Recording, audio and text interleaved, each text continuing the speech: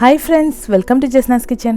അപ്പോൾ ഇന്ന് ഞാൻ ചെയ്യാൻ പോകുന്നത് കോഴിക്കോടൻ ബീഫ് ബിരിയാണിയാണ്. അപ്പോൾ ഇത് ഞാൻ തനി നാടൻ സ്റ്റൈലിലാട്ടോ ചെയ്യുന്നത്. പണ്ട് മുതലേ ചെയ്തു വരുന്ന രീതിയിലാണ് ഇത് ചെയ്യുന്നത്. ഇപ്പോൾ നമ്മൾ കുറച്ച് ചേഞ്ചസ് ആയിട്ട് ആദ്യം വാട്ടിയെടുക്കാറും അങ്ങനെയൊക്കെ ആയിട്ടാണ് ബിരിയാണി ഉണ്ടാക്കാറ്. കാരണം നമ്മൾ ഗ്യാസ് അടുപ്പിൽ ചെയ്യുമ്പോൾ നമുക്ക് കനലിട്ട് ചെയ്യുന്ന അത്ര ഈസി ആയിട്ട് കുക്ക് ചെയ്യാൻ പറ്റില്ല. അപ്പോൾ നമുക്ക് നാടൻ രീതിയിൽ എങ്ങനെ ബിരിയാണി ഉണ്ടാക്കുന്നതെന്ന് നോക്കാം. അപ്പോൾ അതിന് വേണ്ടിയുള്ള റെസിപ്പി ആട്ടോ ഞാൻ പറയുന്നത്. അപ്പോൾ നിങ്ങൾ എൻ്റെ ചാനൽ ആദ്യമായിട്ട് കാണുകയാണ്, സബ്സ്ക്രൈബ് ചെയ്യാതാണ് കാണുന്നതെന്നുണ്ടെങ്കിൽ താഴെ കാണുന്ന റെഡ് ബട്ടൺ ഒന്ന് ക്ലിക്ക് ചെയ്ത് സബ്സ്ക്രൈബ് ചെയ്യുക. അതോടൊപ്പമുള്ള ബെല്ലൈക്കൺ കൂടെ പ്രസ് ചെയ്ത് അതിൽ ഓളും കൂടെ പ്രസ് ചെയ്താൽ ഞാനിടുന്ന വീഡിയോസിനെല്ലാം നോട്ടിഫിക്കേഷൻ നിങ്ങൾക്ക് പെട്ടെന്ന് തന്നെ കിട്ടുന്നതാണ്. അപ്പോൾ ഞാനിപ്പോൾ ഇതിന് വേണ്ടി എടുത്തിട്ടുള്ളത് 2 കിലോ ബീഫാണ്. ഇത് ഫ്രഷ് ആണ് കേട്ടോ, ഫ്രഷ് ബീഫാണ് എടുത്തത്, ഫ്രോസൺ ഒന്നുമല്ല. അപ്പോൾ ഇതുപോലെ വലിയ പീസാക്കി കട്ട് ചെയ്തിട്ടുണ്ട്. ഇനി ഞാൻ ഇതിലേക്ക് തന്നെ 1/2 കിലോ എല്ല് കൂടിയ ഇറച്ചി മാത്രമായിട്ട് ചേർക്കുന്നുണ്ട് കേട്ടോ. ഇതിപ്പം എല്ലൊന്നും ഇല്ലാത്ത ഇറച്ചിയാണ്. അപ്പോൾ ഇത് മസാല തേച്ചെടുക്കാം. അതിന് ശേഷം നമുക്ക് എല്ലുള്ള പീസ് ഇട്ട് കൊടുക്കാം, അല്ലെങ്കിൽ അത് കയ്യിലൊക്കെ എപ്പോഴും കുത്തി കയറാറുണ്ട്. അതുകൊണ്ടാണ് ഇതൊന്ന് നല്ല മാരിനേറ്റ് ചെയ്തെടുക്കണം. ഞാനിതൊന്ന് മാരിനേറ്റ് ചെയ്തെടുക്കാൻ പോവാണ്. അതിനുവേണ്ടി ഇതിലേക്ക് 1/2 ടേബിൾ സ്പൂൺ മഞ്ഞൾപ്പൊടി ചേർത്ത് കൊടുത്തിട്ടുണ്ട്, 1 ടീസ്പൂൺ കുരുമുളക് പൊടി, 1 ടീസ്പൂൺ മല്ലിപ്പൊടി. ഇത് പച്ചമല്ലിയുടെ പൊടിയാട്ടോ.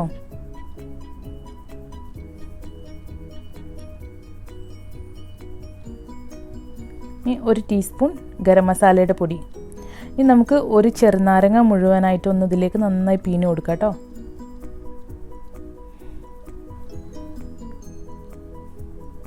ഇനി നമുക്കിതിലേക്ക് ആവശ്യത്തിനുള്ള ഉപ്പ് ചേർത്ത് കൊടുക്കാം. ഞാനിപ്പോൾ ഇവിടെ കല്ലുപ്പാണ് ചേർക്കുന്നത്. അപ്പോൾ ഇത് നല്ല പോലെ ഒന്ന് മിക്സ് ചെയ്ത് കൊടുക്കാം. കാരണം ഈ ബീഫ് നമുക്ക് അങ്ങനെ വെച്ച് കുക്ക് ചെയ്യാൻ പറ്റില്ല, കാരണം അത് വെന്ത് കിട്ടില്ല. ഇവിടെ ജാസ്നക്കൊക്കെ നന്നായി കുക്കായിട്ട് ഉണ്ടാവണം ബീഫൊക്കെ. അപ്പോൾ അതുകൊണ്ട് തന്നെ ഞാൻ ഈ ബീഫ് മാത്രമായിട്ടൊന്ന് വേവിച്ചെടുക്കാൻ പോവാണ്. ഒരു പകുതി വേവായാൽ മതി, ബാക്കി നമുക്ക് ചോറിൻ്റെ കൂടെ ഇട്ട് വേവിച്ചെടുക്കാം. അപ്പോൾ ഇതിൽ മസാലയൊക്കെ നന്നായി പുരണ്ട് വന്നിട്ടുണ്ട് കേട്ടോ. ഇനി ഞാനിതിലേക്ക് നേരത്തെ മാറ്റി വെച്ച എല്ലിൻ്റെ പീസുള്ളതും കൂടെ ഞാനിതിലേക്ക് ഇട്ട് കൊടുക്കുന്നുണ്ട്.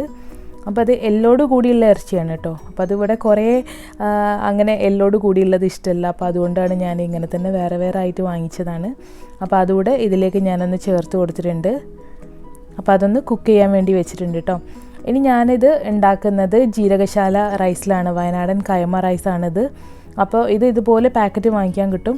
അപ്പോൾ ഞാനിത് എടുത്ത് കാണിക്കാൻ കാരണം എന്താണെന്ന് വെച്ചാൽ, ഞാൻ മുമ്പ് ഇവിടെ ബിരിയാണി ഉണ്ടാക്കിയ സമയത്ത് 1-2 ഗസ്റ്റ് വന്നപ്പോൾ അവർക്ക് ഈ അരിനെ കുറിച്ച് അറിയില്ലായിരുന്നു. അപ്പോൾ ഇതുപോലുള്ള ചെറിയ റൈസാണ് കൈമ റൈസ് എന്ന് പറയുന്നത്. അപ്പോൾ ഇത് നമ്മൾ ബിരിയാണിയൊക്കെ ഉണ്ടാക്കിയിട്ട് കഴിക്കുമ്പോൾ നല്ല ടേസ്റ്റാണ്. ഇത് ഏറ്റവും ടേസ്റ്റായിട്ട് എനിക്ക് തോന്നിയിട്ടുള്ളത് നെയ്ച്ചോറിനാണ്.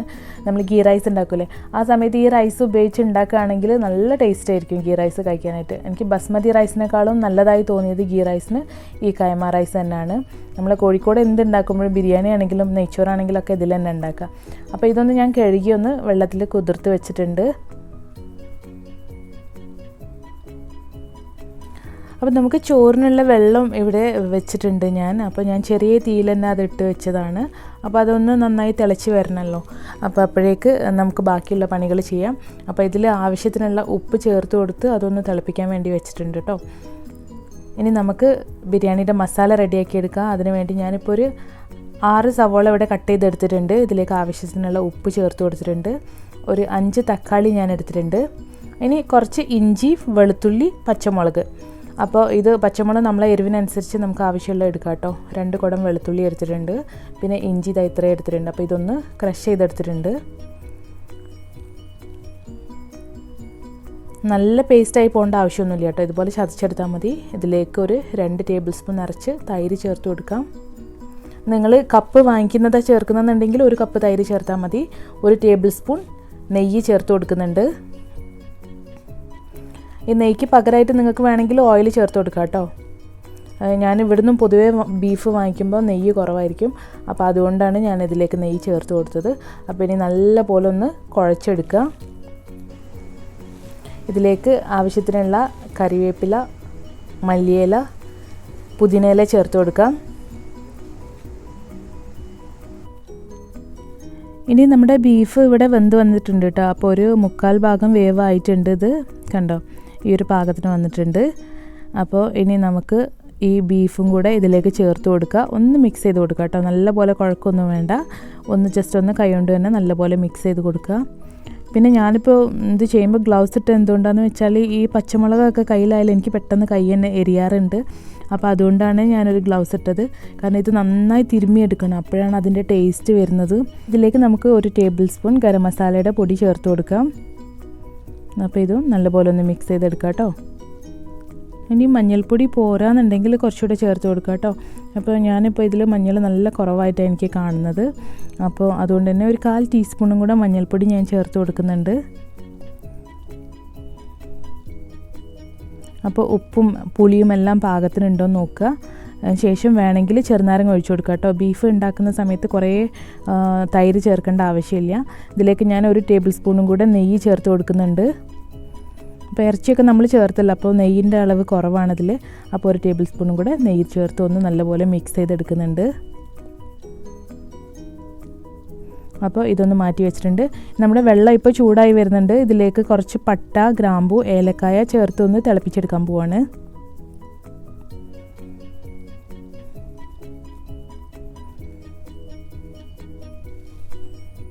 അപ്പോൾ നമ്മുടെ ചോറിൻ്റെ വെള്ളം ഇവിടെ തിളച്ച് വരുന്നുണ്ട്. ഇതിലേക്ക് ഞാൻ നേരത്തെ കഴുകി ക്ലീൻ ചെയ്ത് വെച്ച അരി ചേർത്ത് കൊടുക്കുകയാണ്. അപ്പോൾ നമ്മളിതിപ്പോൾ ഊറ്റിയെടുത്ത് ഇടുകയാണ് കേട്ടോ. ചോറ് ഓരോ വേവിനനുസരിച്ച് ഊറ്റിയെടുത്ത് ഇടുകയാണ്.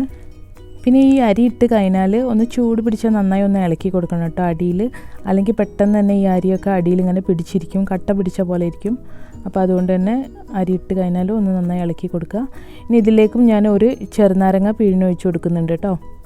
അപ്പോൾ ചോറ് പറ്റി പിടിക്കുക, ഒട്ടി പിടിക്കുക ഒന്നുമില്ല, നല്ല വിടർന്നിരിക്കും. അതുമാത്രമല്ല ചോറിന് ആവശ്യത്തിനുള്ള പുളിയൊക്കെ കിട്ടും.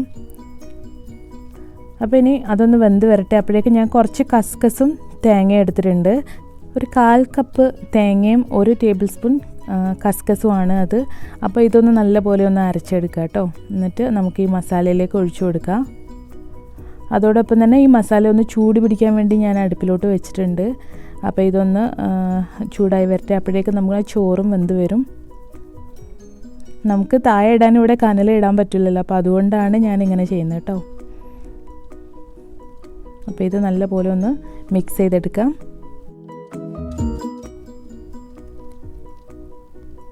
നമ്മുടെ ചോറും ഇങ്ങനെ റെഡി ആയിക്കൊണ്ടിരിക്കുന്നുണ്ട്. അപ്പോൾ ഈ ഒരു പാകത്തിന് എടുക്കുക. ഈ അരി കടിക്കുന്ന പാകം മാറിയാൽ നമുക്കിത് ഫസ്റ്റ് ലെയറായിട്ട് ഇടാനുള്ള ചോറ് ഊറ്റി മാറ്റാം കേട്ടോ. അപ്പോൾ ഞാനിപ്പോൾ ഇതുപോലെ ഒരു 2 കയ്യിൽ ചോറ് ഇതുപോലെ മാറ്റിയെടുക്കുന്നുണ്ട്. അതിനുശേഷം ബാക്കിയുള്ളത് ഒന്നുകൂടെ വേവാൻ വേണ്ടി വെച്ച് കൊടുക്കുക. ഞാനിപ്പോൾ 2 ലെയറായിട്ടാണ് ഇടുന്നത്. ഇനി ഇതിന് വേണ്ട കുറച്ച് സവാള ഫ്രൈ ചെയ്തെടുക്കണം. അപ്പോൾ ഈ കാര്യം നേരത്തെ ചെയ്യാം കേട്ടോ. അപ്പം ഞാനിതുപോലെ ഗോൾഡൻ ബ്രൗൺ ആയിട്ട് എല്ലാം ഫ്രൈ ചെയ്തെടുത്തിട്ടുണ്ട്. ഈ സവാള നമ്മൾ ഫ്രൈ ചെയ്യാനിടുന്ന സമയത്ത് കുറച്ച് ഉപ്പും കൂടെ ഇട്ട് ഒന്ന് ഞെരടി കൊടുക്കുകയാണെങ്കിൽ ഈ സവാള ഇതുപോലെ വേറെ വേറെ ആയിട്ട് നിൽക്കും. അല്ലെങ്കിൽ എല്ലാം കൂടെ ഒരു കട്ട പിടിച്ച പോലെയാണ് ഇരിക്കാറ്. അപ്പോൾ ഇതിങ്ങനെ വേറെ വേറെ ആയിട്ട് ഇരിക്കാനുള്ള ഒരു ട്രിക്കാണത്. അപ്പോൾ ഈ സവാള ബാക്കിയുള്ളതും കൂടെ ഞാനൊന്ന് ഫ്രൈ ചെയ്തെടുക്കട്ടെ. ഇനി നമുക്ക് ഇതേ എണ്ണയിൽ തന്നെ കുറച്ച് കശുവണ്ടിയും അതുപോലെ തന്നെ കുറച്ച് കിസ്മിസും ഫ്രൈ ചെയ്തെടുക്കണം. അപ്പോൾ ഇതും കൂടെ ഒന്ന് ഫ്രൈ ചെയ്തെടുത്ത് മാറ്റി വെക്കാം കേട്ടോ. നമ്മുടെ മസാലയൊക്കെ ഒന്ന് തിളച്ച് ചൂട് പിടിച്ച് വന്നിട്ടുണ്ട് കേട്ടോ. അപ്പോൾ ഞാൻ ഈ സവാള പൊരിച്ച ഓയിലിൽ നിന്ന് കുറച്ചെടുത്ത് ഞാൻ ഇതിലേക്ക് ഒഴിച്ചിട്ടുണ്ട്. 1 ടേബിൾ സ്പൂണോളം എടുത്ത് ഒഴിച്ചിട്ടുണ്ട്. അപ്പോൾ നമുക്കിതിൻ്റെ മേലേക്ക് ചോറിട്ട് കൊടുക്കാം. നമ്മൾ ഫസ്റ്റ് അരി കടിക്കുന്ന പാകം മാറിയപ്പോൾ എടുത്തിട്ടുള്ള ചോറാണ് കേട്ടോ ഇത്. അപ്പോൾ അത് ഫസ്റ്റ് തന്നെ ഇട്ട് കൊടുക്കുക. ഇനി ചോറൊന്ന് നിരത്തി കൊടുക്കണം. എല്ലാ പാകവും ഒരേപോലെ ആക്കിയിട്ടൊന്ന് ലെവൽ ചെയ്തെടുക്കുക. അതിനുശേഷം നമ്മൾ നേരത്തെ സവാളയും കാഷ്യൂ നട്ട്സൊക്കെ പൊരിച്ച് വെച്ച ഓയിലാണിത്. അപ്പോൾ അത് തന്നെ ഞാനിതിൻ്റെ മേലേക്ക് ഒഴിച്ചു കൊടുക്കുന്നുണ്ട്. നിങ്ങൾക്ക് നെയ്യ് വേണമെങ്കിൽ നെയ്യ് ചേർത്ത് കൊടുക്കുക കേട്ടോ. അല്ലെങ്കിൽ ഓയിലും നെയ്യും കൂടെ മിക്സ് ചെയ്ത് വേണമെങ്കിൽ അങ്ങനെ ചേർത്ത് കൊടുക്കുക. ഇതിൻ്റെ മേലേക്ക് കുറച്ച് പൊരിച്ച് വെച്ച സവാള ഇട്ട് കൊടുക്കുക. ഒരു പിഞ്ച് ബിരിയാണി മസാല, ഗരം മസാല ഉണ്ടല്ലോ നമ്മൾ പൊടിച്ചെടുക്കുന്നത്, അതും കൂടെ കുറച്ചിട്ട് കൊടുത്തിട്ടുണ്ട്. അതിൻ്റെ മേലേക്ക് ഞാൻ നേരത്തെ ഊറ്റി വെച്ച ചോറും കൂടെ ബാക്കിയുള്ളത് ചേർത്ത് കൊടുക്കുന്നുണ്ട്. അപ്പോൾ ഇതിൻ്റെ മേലെ വേണമെങ്കിൽ കുറച്ച് ചെറുനാരങ്ങയുടെ നീരും കൂടെ ഒഴിച്ചു കൊടുക്കാം കേട്ടോ.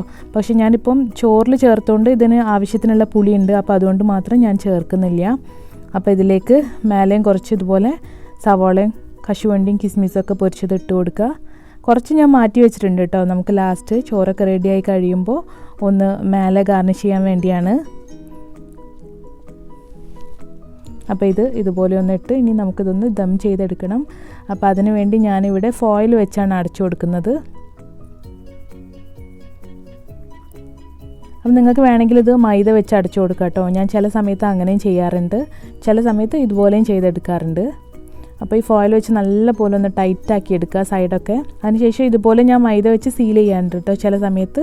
മൈദ വെച്ച് സീൽ ചെയ്യുകയാണെങ്കിൽ ഈ സൈഡൊക്കെ നോക്കുന്ന സമയത്ത് ഇതൊക്കെ ഇതുപോലെ ഇങ്ങനെ ടൈറ്റായി വന്നിട്ടുണ്ടാവും കേട്ടോ. അതാണ് അതിൻ്റെ ഒരു പാകം എന്ന് പറയുന്നത്. അപ്പോൾ ഇത് നമുക്ക് കുറച്ച് പൊളിച്ചെടുക്കാൻ ബുദ്ധിമുട്ടായിരിക്കും. അപ്പോൾ ഒന്ന് ഹാർഡായിട്ട് വലിച്ചെടുക്കുക. അതുപോലെ തന്നെ ചില സമയത്ത് ഞാൻ ഇതുപോലെ കനലിട്ട് കൊടുക്കലാണ്. ഇത് ചാർക്കോളാണ്.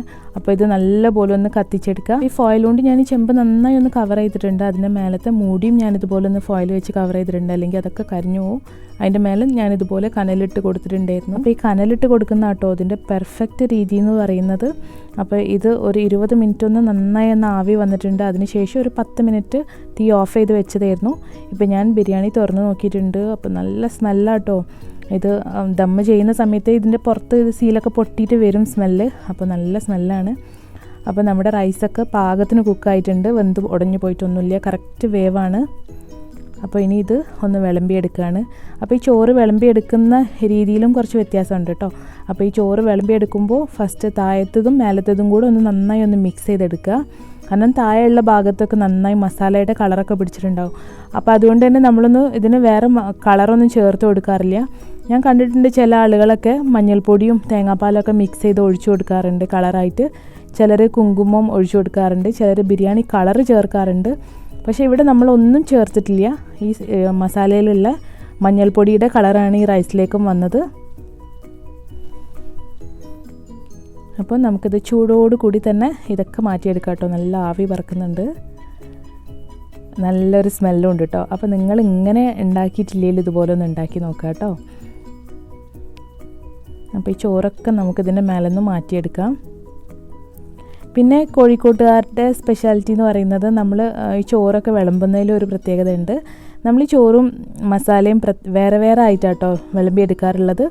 പക്ഷേ ഞാൻ പലയിടത്തും കണ്ടത് ചോറും മസാലയൊക്കെ ലെയറായിട്ട് വിളമ്പുന്നതാണ്. അപ്പോൾ ഞാൻ അതുപോലെ തന്നെ ഒരു കോമ്പറ്റീഷനിൽ മുമ്പ് പങ്കെടുത്ത സമയത്തും ഇങ്ങനെ ഉണ്ടാക്കിയിട്ടുണ്ടായിരുന്നു. അപ്പോൾ അവരെന്നോട് പറഞ്ഞു, ഷെഫ് വന്നപ്പോൾ ഇത് രണ്ടും ലെയറായിട്ട് വിളമ്പണമെന്ന്.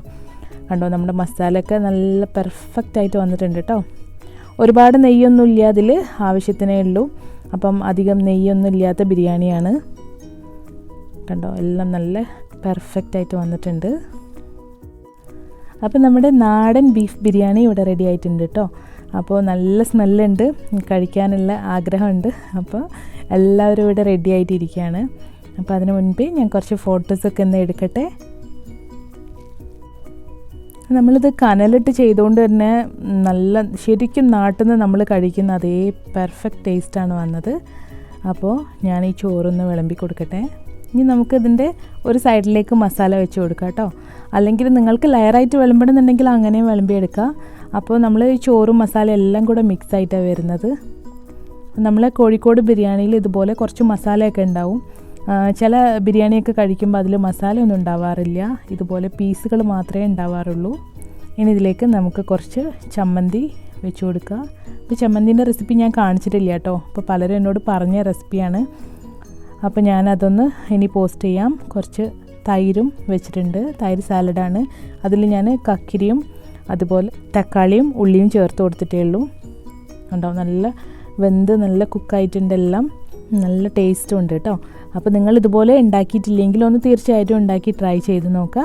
എന്നിട്ട് നിങ്ങളുടെ അഭിപ്രായങ്ങൾ കൂടെ എന്നെ അറിയിക്കാൻ മറക്കരുത് കേട്ടോ. പിന്നെ നമ്മുടെ കോമ്പറ്റീഷനെ കുറിച്ച് നേരത്തെ ഒരു പോസ്റ്റ് ഇട്ടിട്ടുണ്ടായിരുന്നു. അപ്പോൾ അതിൻ്റെ ലിങ്ക് കൂടെ ഞാൻ ഡിസ്ക്രിപ്ഷൻ ബോക്സിൽ കൊടുക്കാം കേട്ടോ. അപ്പോൾ നിങ്ങൾക്ക് പങ്കെടുക്കാൻ താല്പര്യം ഉണ്ടെങ്കിൽ തീർച്ചയായിട്ടും പങ്കെടുക്കുക. നമുക്കതിന് വേണ്ടത് ഒരു ജ്യൂസ്, ഒരു റൈസ്, ഒരു സാലഡ് റെസിപ്പിയാണ്, അതും ജസ്നാസ് കിച്ചൻ്റെ തന്നെ. അപ്പോൾ നിങ്ങൾക്ക് കൂടുതൽ വിവരങ്ങൾ അറിയാൻ വേണ്ടിയിട്ടുള്ള ലിങ്ക് ഞാനിവിടെ കൊടുക്കുന്നുണ്ട്. അപ്പോൾ വീഡിയോ ഇഷ്ടമായിട്ടുണ്ടെങ്കിൽ ലൈക്ക് ചെയ്യാനും കമൻറ്റ് ചെയ്യാനും ഷെയർ ചെയ്യാനും കൂടെ മറക്കരുത് കേട്ടോ. അപ്പോൾ പുതിയൊരു വീഡിയോ ആയിട്ട് ഞാൻ വീണ്ടും വരുന്നതാണ്. അതുവരേക്കും bye bye. Thank you for watching Jasna's kitchen.